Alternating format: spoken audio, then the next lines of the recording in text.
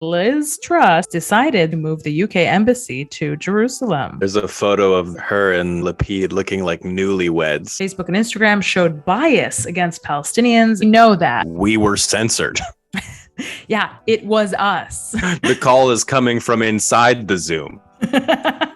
Chilean president, he stood before the UN, called on the world to defend Palestinian human rights. He canceled the credentials ceremony for an Israeli ambassador. Foreign ministry summoned their Chilean ambassador for what it called a reprimand. Yeah, they gave him a little spanking. Every week we get together, there's a new article about Shireen Abu Akleh. There's a new state, there's a new body finding that it was deliberate murder. And it's like, we've been saying it was murder. The EU has dropped its call for an independent investigation. Apparently, the EU countries are satisfied. Why don't you just believe the lies?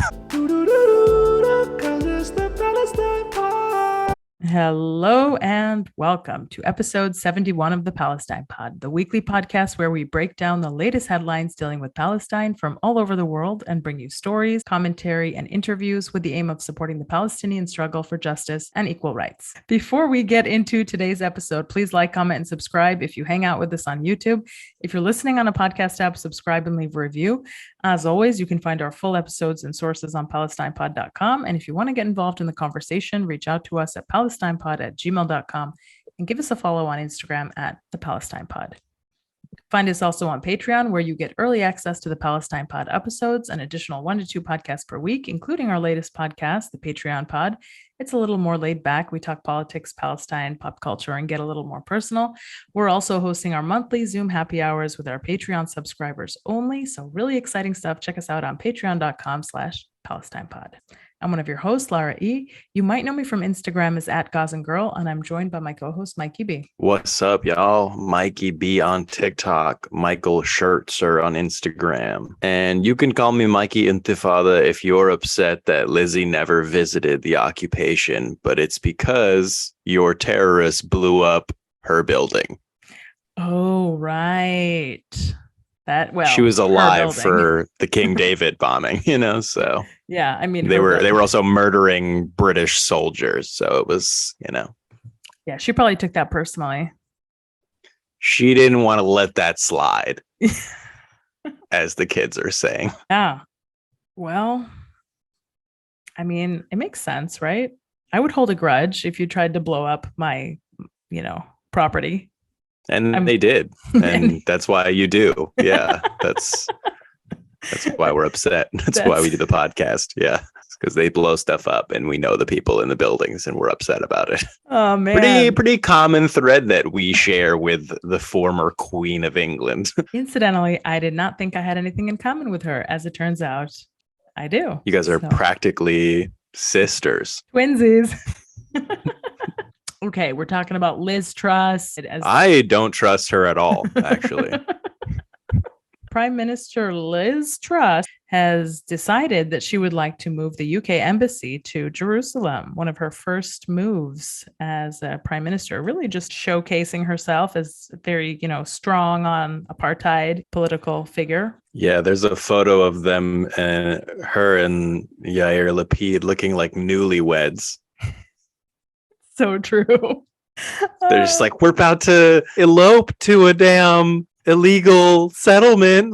Reminds me of when now Mayor Eric Adams of New York said that he wants to retire in the Golan Heights. He's like, you know what the best place to retire would be is like an occupied part of Syria. Just that's what most people, they think like Florida. No, thank you. Before she was elected as the UK's latest leader, she wrote in a letter to the quote unquote conservative Friends of Israel that she was considering the embassy transfer, adding that she understood the quote unquote importance and sensitivity over the location. I don't even know what that means. That's just words. That's just word salad. Yeah, it is sensitive because it's not their land. So I guess you could call that sensitive in addition to an act of aggression. I mean, it's like strange words, right? That was a very sensitive war crime. It was very sensitive. Like, what is that? They were empaths as they murdered people. Yeah, what is that? Like, what's your personality type?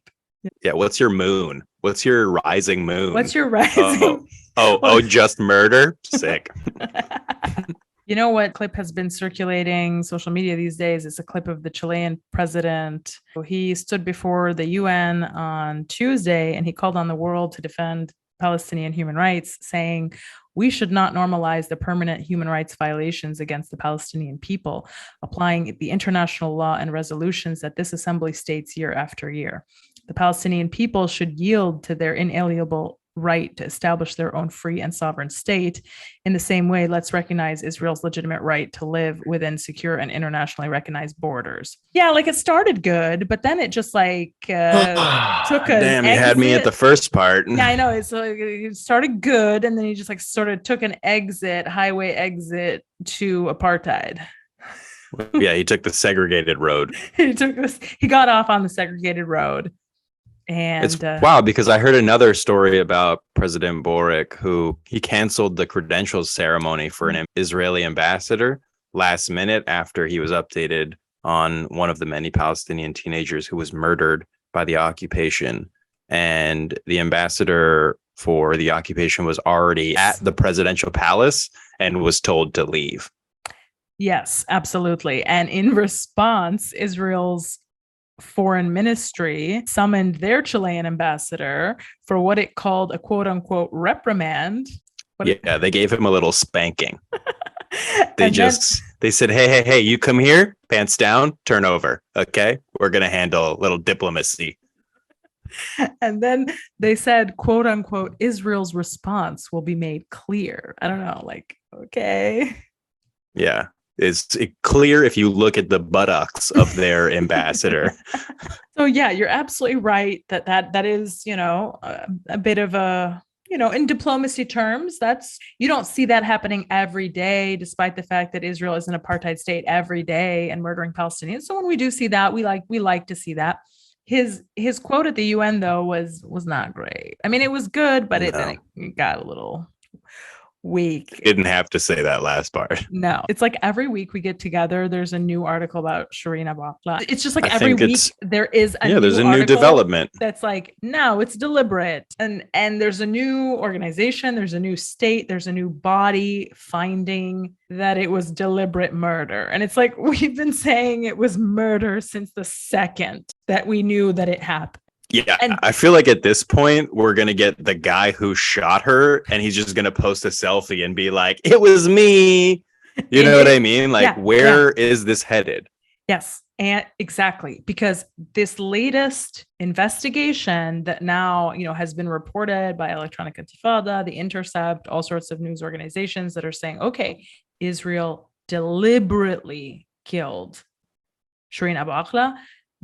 It results from them putting together all of this like forensic data in sort of a recreation of the events of that day using technology that allows them to imagine what the soldier would have seen in front of him. And then they concluded that he would have seen very clearly that she was a journalist wearing a press vest and that he would have necessarily had to aim directly at her with that knowledge.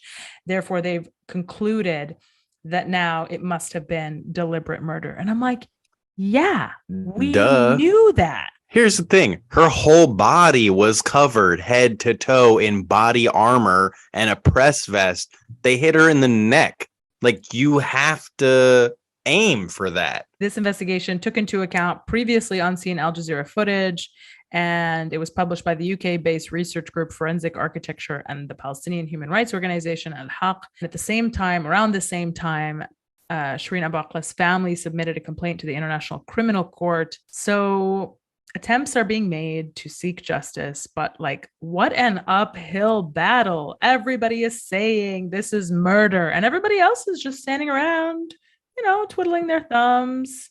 It's a strange. Blinken said, we wait for updates.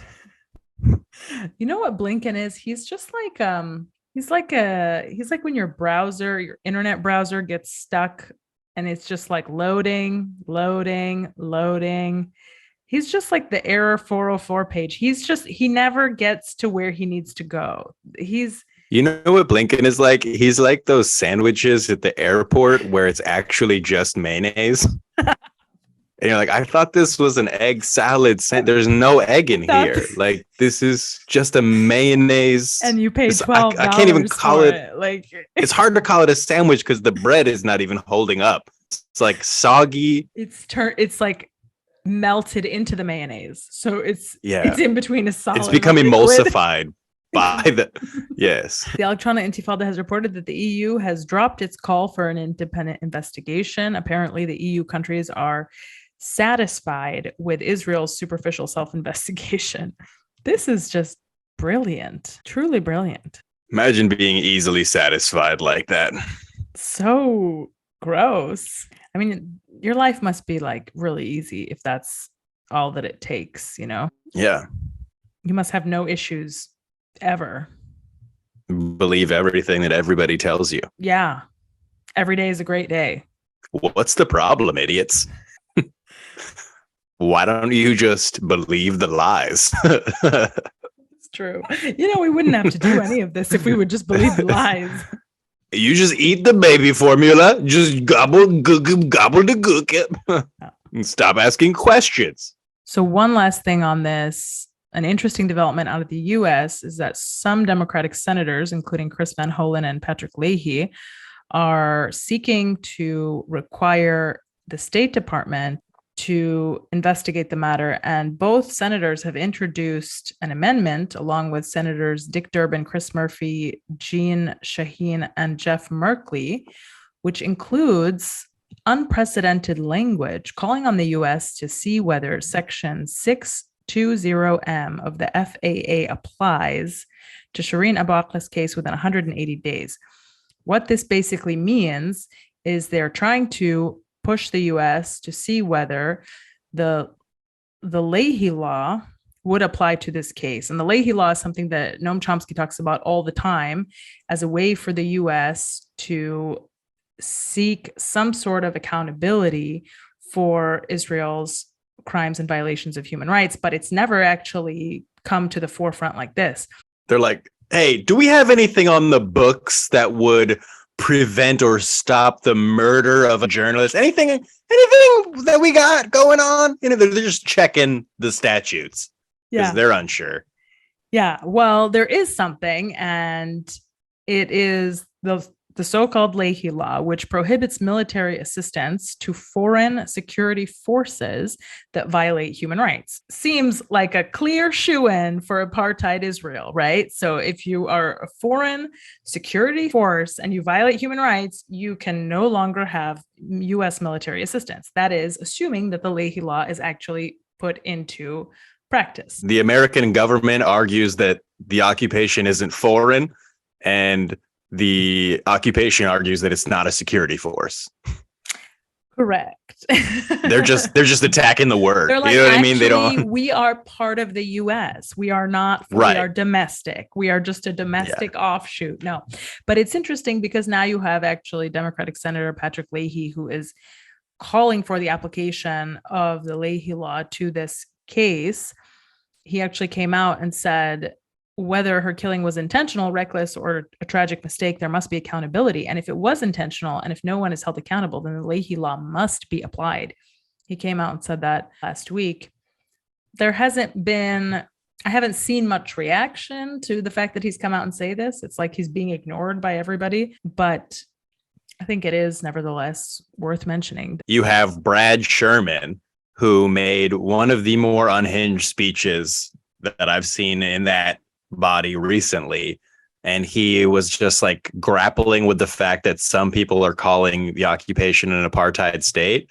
And he basically had like a little meltdown. Okay, so Brad Sherman gives this speech and he's like, how dare some people make a radical conclusion that Israel is an apartheid state? And it's like, bro, even your head is saying from the river to the sea. You know what I mean? Come on. Oh my God, he's so not cute. Yeah, both of sides of his hair live in an apartheid regime. He doesn't understand. He's having trouble with the concept. What's weird? He's got on his website, Brad Sherman named 2021 Humane Advocate It is awarded to members of Congress who scored 100% on last year's humane scorecard. What does that mean? He's so humane, he created a landing strip on his head.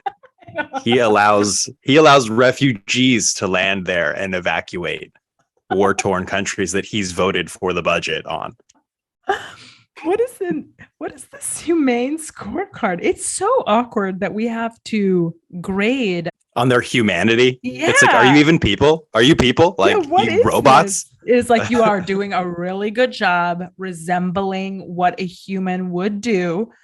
This is like all 76% human. 70. Oh, okay. The humane scorecard is basically a score that measures the extent to which your representative has taken a pro-animal position. That's where his hair went. He donated all of his hair to animals. So it has nothing to do with humans at all, actually. You're absolutely right. He came out with this, what Mondoweiss calls a mind-boggling argument against the apartheid label for Israel. He says that Israelis and Palestinians live side by side like the Dutch and the Germans. So to call Israeli rule apartheid is an extreme and ridiculous conclusion. I don't understand if that's so crazy, because I don't remember the Dutch being locked up. How many checkpoints they got? They murdering German teenagers? I mean, we don't have to sit here and rebut his stupid argument. If you're interested, Mondoweiss did it in an article. That's why I'm just making fun of his hairline. Yeah, I think that's probably the way to go at this point. Tell me why it looks like Moses parted his hair. So Rashida Tlaib came out and said that progressives must oppose Israeli apartheid. Obviously, this is totally accurate. And she is getting a lot of flack in response to this from the Zionists. The ADL, whose main budget requires them to call people anti-Semites a certain amount of times a year. Yikes. They do have a quota. Probably had some issues with it. What did they say? Well, he basically said in one sentence, Rashida Tlaib simultaneously tells American Jews that they need to pass an anti-Zionist litmus test to participate in progressive spaces. Yeah. Yeah. Sounds good. Yeah. Sounds great. Hey, this fucking hard-boiled egg finally figured out the plot. You know what I mean? Like, he finally got it. Some other idiot Representative Jerry Nadler out of New York tweeted, I fundamentally reject the notion that one cannot support Israel's right to exist as a Jewish and democratic state and be a progressive. I don't know how you are going to figure that out. Well, he's right about one thing. He's a fundamentalist. It's not. Just try to push yourself a little bit to understand how this is going to work in practice. On the one hand, it's a Jewish state. On the other hand, it has to be democratic because that's what you've just said. But the people on the land are not only Jewish. So explain that. And then you say that you want to believe in those two things, despite the reality showing something very different. And then at the same time, be a progressive. What part of that is progressive? I'm trying to figure it out. There is no such thing as progressive apartheid, no matter how many times you say it. We hear you, but what if you shut the fuck up? You know what I mean? What about that? Did you ever consider that? Yeah, what? Her statement was so mild. She said something that is like basically an Instagram caption. You know what I mean? She said 100%. Something that would not even raise eyebrows on Twitter. And because she said it in, her official capacity as a representative of the United States government, the entirety of the Zionist lobby and all its affiliates came for her like fucking buzzards, like straight up death vultures that they are. They've been trying to, they hate her. They really don't like a Palestinian in Absolutely. A position of power. And just to be clear, all she said at a Palestine Advocacy Day event was, quote, I want you all to know that among progressives, it becomes clear that you cannot claim to hold progressive values and back Israel's apartheid government. So she doesn't even say that you have to oppose Zionism or say that Israel has no right to exist, which you should also do. all she says is you can't support apartheid if you want to be a progressive, which is such like a mild salsa sort of statement. We're talking like Taco Bell. You know who else said that? Dr. Angela Davis. Literally, like, and then the Zionists will be like, we love Angela Davis. We loved it when she said that, actually. When she said it, it was fine. But when Rashida Tlaib said it, I mean, they love her until she starts talking. Yeah, they love the idea of her. So everybody know, well, people who follow me in the pod know that I was just in Dublin right after the Queen died, which is unquestionably the best time to be in Dublin. The vibe was jubilant. You know what I mean? Like, it reminded me of the Kobe Shaq years in LA, where it's just like, wow, these people are having a moment. That said, we mentioned that the old bag had never visited the occupation. She traveled to more than 120 countries in her 70 years on the throne and never once went to the occupation. The only official capacity visit from the UK's royal family happened in 2018 when William broke the unofficial boycott. And Charles wrote in a private letter that was dated 1986 that, quote, the influx of foreign European Jews, end quote, to Israel was to blame for the continuing conflict between Israel and the Arab world, and expressed frustration that U.S. presidents were unwilling to take on, quote, the Jewish lobby in the United States. He wrote, quote, surely some U.S. presidents has to have the courage to stand up and take on the Jewish lobby in the U.S., question mark, end quote. Charles wrote in a letter following a visit to the Gulf with Princess Diana. Another quote, I must be naive, I suppose, end quote. And it's like, nah, you know what's going on. And that's why they're about to murk your wife. I do remember that visit by Prince William. And I remember the Zionists not being happy about it. Yeah, it's never enough for them, right? Yeah, exactly. It's not enough that they do terrible human rights violations all the time, right? It's never enough that they're murdering people, they're stealing land. That's never enough. They want you to get involved. Right? They're like, you got to come see us murder a Palestinian child. You will never get the experience yourself if you don't. You know what I mean? Like, they're like, you got to come pull the trigger. You got to. It's always because it's like they're trying to bring you into the darkness with them. Right? Yes. They're trying to justify their own behavior by having you take part in it as well. That's why the whole birthright thing exists. They're like, you need to come here and colonize actively because we're not doing it enough, right? Sure. You need to have the blood on your hands as well. Right. And I think probably what they wanted from him was, you know, a round of applause. Congratulations. You're doing so great. You know, they wanted him to pull out all the stops and talk about how great Israel is, and he didn't really do that, and so that left them a little, you know, irked. They weren't happy with how that went. But and then I also remember talking about the King David, like in 1946, there was a terrorist group who opposed the British occupation. They were trying to get rid of the British soldiers so they could take over the occupation. And they attacked a hotel in Jerusalem where British had their headquarters. 91 people were killed in the bombing. Dozens were injured. And there's a Jewish woman, Shoshana Levy Campos, who was working for the British as a secretary. And she has a, you know, harrowing story about escaping this huge blast, which was like the 9/11 of its time. You know what I mean? It was their first 9/11, so they had practice by the time the other one came around. You're going there, Michael. Hey, I mean, why did the FBI pick up Israeli citizens? You know what I mean? For celebrating and interrogate them. I don't know. Well, what they say is it's just a huge mix-up. classic mix-up where you celebrate 9/11. You know what I mean? That is so classic. That is actually who among us didn't watch that and also Right. celebrate? Like, incidentally, that is what they said.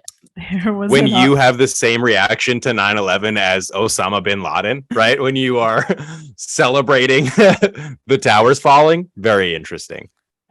There was an article in the New York Times on October 8th, 2001 called, and the title was "5 Young Israelis Caught in Net of Suspicion." And it explains, these Israeli Jews were picked up by the FBI midday, September 11th. They were driving this van across the George Washington Bridge. They were laughing. It's in the New York Times. And then, they talk about how it was just a classic mix up. And then eventually they were like deported and sent back to Israel. Yeah. So, classic mix up where you get deported because of your activities. Classic mix-up that led to the then occupation and destruction of Iraq and Afghanistan, something that the Zionist lobby has taken credit for and claimed as one of their biggest successes. Well, look. Classic mix-up. Yeah. Classic Dick Cheney just looks at his bank account and laughs. Classic. In good news, a Palestinian farmer in Gaza has discovered an ornate Byzantine floor mosaic while trying to plant an olive tree on his land in Gaza. Salman al-Nabahin said that he and his son were digging into the ground when they hit something hard and continued digging until they unearthed this relic. And they later uncovered several more sections of it, which depict colorful animals and birds. I encourage everyone to look up a photo of this mosaic. It's absolutely gorgeous. And experts are saying that it is one of the greatest archaeological treasures ever found in Gaza. It dates back to the Byzantine Empire, which was the eastern half of the Roman Empire and can be traced back to the year 330 AD and survived for more than 1,000 years. Mr. Nabahim said that he sees it as a, quote, treasure, dearer than a treasure. It is a Palestinian legacy. A good day for Mr. Nabaheen and for Gaza. Zionists are just like, more proof that we're indigenous. It's like, what? You guys even know what that word means anymore?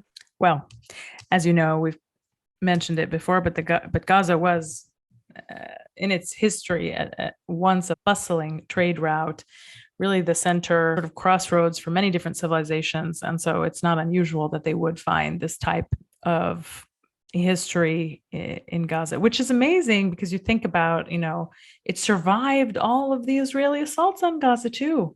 All of the attempts to obliterate Gaza, its people, and its land. And just thinking about how absolutely invaluable that land must be and how invaluable what is underneath that land must be.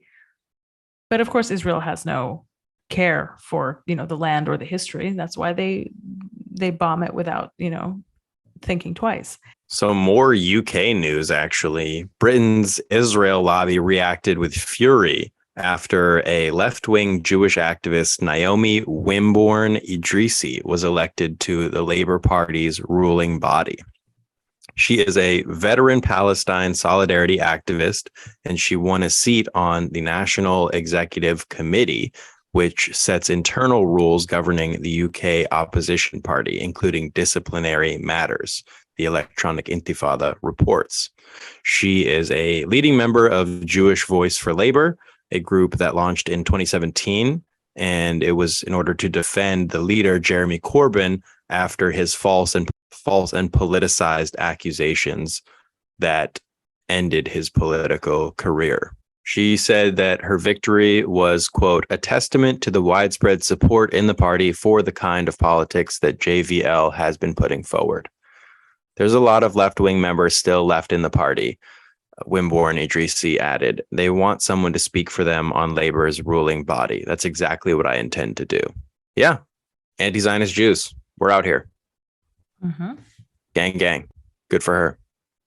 I want to turn to some news from occupied Jerusalem. Palestinian schools in Jerusalem are observing a strike over apartheid Israel's efforts to impose specific curriculum and books in their schools. Hundreds of Palestinian schools are on strike in protest of Israel's latest efforts. to control their education. In a joint press release, the Unified Parents Committee and the Palestinian National and Islamic Forces in Jerusalem called for a full strike and demanded international institutions step up to protect Palestinian education. Photos of empty classrooms were circulating on social media. Ziad al-Shamali, who is the head of the Parents Committee Union, told Al Jazeera that if Israel's efforts succeed, it will have control over the education of 90% of our students in Jerusalem. There are more than 280 schools in Jerusalem for Palestinians and around 115,000 students from K to grade 12, and approximately 90 to 95% of schools were observing a strike, which is basically everybody. It's basically everybody who got the memo that there was a strike. And why is who's not observing the strike? The Amish. So why is this important? This is a classic move by all colonial powers that they do when they try to control the narrative as a means of exerting power and influence over the people that they are colonizing. And Israel is literally just following the guidebook for how to be a colonial power. They're not inventing anything new here. And they really shouldn't be so offended when you tell them that they are a colonial power, because all they're doing is everything that every other colonial power before them has already done. And that is control what the people you are colonizing believe, what the next generations learn about the past, and essentially rewrite history so that with the more generations, you will just see more docile, less active, less resistance from those communities. And you will have, as a colonizer, an easier time at colonizing and imposing your version of reality. Yeah. Hey. Just believe the lies. Yeah. That's the name of this episode. Yeah. So the story of Hafez Horeini, who was beaten by Israeli settlers. They broke both of his arms, and then the army shows up and arrests him. Okay. While he was working on his land, a group of Israeli illegal settlers armed with sticks, metal pipes, and M16s attacked Hafez Horeini and his son Muhammad. Hafez was badly injured and both of his arms were broken. When a Palestinian ambulance arrived to evacuate him, the settlers slashed the tires. But the Israeli soldiers arrested Horeini, claiming he had hurt one of the settlers. Yeah, I guess like when the settler broke Horeini's arm with a lead pipe, like it really hurt his wrist because like he got hit so hard that like the reverberation, it sent a shockwave through these strong, prickly people.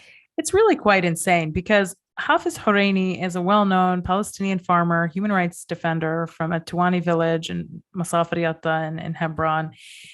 He is, like many other Palestinians, in this very, very difficult position of having to not only be a farmer, which is a very difficult, physically demanding type of work, but to carry out that work on a daily basis when you know that every day you go to work, you could be attacked by a settler with a lead pipe. So it's like, how do you prepare yourself for that reality every single day? And not only that, but then there's no one to call for help because you're probably just going to be arrested because the entity with all the power supports the guy with the lead pipe. So it's like, yeah, I don't think people realize how difficult farming is by itself, right? Like just farming is very difficult. Just the farming. That's exactly. Even if you're farming in like the best of conditions, it's still very difficult. It's a hard thing to do. It's so hard. It's Meanwhile, my boy goes to work every day on expert mode. You know what I mean? Because he's got to deal with genocidal maniacs who have zero consequences for any of their actions. There's no body regulating these fucking psychos. And so he's just got to like continue farming, which is tough to begin with, under duress, under occupation. Yeah, I don't think anybody talks about how difficult the farming is. But here we are. He's an elderly man. He is, he's been doing this for years. That he's carrying out the same profession that his father had, that his grandfather had. He's on his land. And he had to appear before an Israeli military court last week on this false pretense of attempted murder. He was the person they attempted to murder. Right. And so it was, you got to show up and defend yourself in court in those instances, right? Because classic, you're the victim. Now you're also being prosecuted. It's like a reverse. What is that? Like the reverse card in Uno. It's like, oh, you tried to kill me and I get charged with murder. It's like the opposite of double jeopardy, where it's like, right. You didn't even do the thing and you're on trial. They did the thing to you. And so you're on trial for being found. Like they found you. Well, if you just weren't found. The worst Ashley Judd remix. God, they broke both of his arms, Michael. I mean, yeah. What? And by the way, arms are important when you're farming. Exactly. Exactly. And that was very intentional. That is to take away his livelihood. So as to just completely delete him from this entire situation and to make it easier for them to steal his land. Yeah. Hey, you think the people who beat the shit out of him could farm? You know what I mean? You think that they're able to maintain and grow life like that, or do they just know destruction? Because like what that man does is create life and maintain life and provide for people in his community, in his family. He is a staple of the community. And those demons who disrupt that process, who target him, who try to attack the system of sustenance in Palestine by like fucking up farmers. I wonder what they could do with a hoe. You know what I mean? I wonder what they could do with a plot of land, even if they stole it. They probably couldn't keep the shit alive. Probably just murder. Yeah. They murder the plants too. Yeah. Well, they do. I mean, that's the whole thing, right? They uproot the olive trees. They don't have any regard for the environment either. I mean, that's actually how they celebrate Tu B'Shvat, is lighting olive trees on fire. Hashem said, if they weren't meant to be burned, I wouldn't have made them flammable. There's this big report that came out yesterday, September 22nd. A report commissioned by Facebook/Meta has concluded that the company has violated Palestinian human rights via its censorship of Palestinian content, which I think is interesting because they commissioned the report. So you think they would have at least been like, hey, this is what the report's going to say. We did a great job. But no, the report actually says that company censorship has violated Palestinian human rights. The report says that Facebook and Instagram showed bias against Palestinians during the brutal Israeli assault on Gaza last May. I mean, we know that, but like, thanks for admitting that. We were censored. Yeah, it was us. The call is coming from inside the Zoom. So the report was commissioned by Meta and it was conducted by the independent consultancy Business for Social Responsibility, or BSR. They really put the BS in BSR. According to BSR's report, Meta deleted Arabic content relating to the violence at a far greater rate than Hebrew language posts, confirming long-running complaints of disparate speech enforcement with respect to Palestine. Now, this is interesting because remember when you had all those Zionists be like, they're deleting our posts too. Well, actually, they're not. Disparity, the report found, was perpetuated among posts reviewed by both human employees and automated software. So they've integrated the bias into the algorithms. The algorithm is a Zionist. 100%. It's programmed by Zionists, so it is a Zionist. The data reviewed indicated that Arabic content had greater over-enforcement, i.e. erroneously removing Palestinian voices on a per-user basis. None of my content is in Arabic, but it was still doing that. They still got you. Yeah. They were like, oh, let's see what Gazan girl has to say today. In response to the report, Meta has vaguely committed to implementing or considering to implement, remember this kind of language, considering to implement, aspects of the recommendations.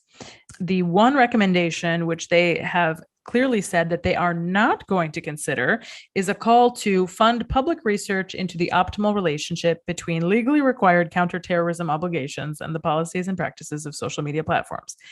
Basically, because they say they do not wish to provide legal guidance for other companies. They're like, Fine. we are the terrorists. We don't want anybody to look into it. Yeah. Shut up and believe the lies. Believe the lies.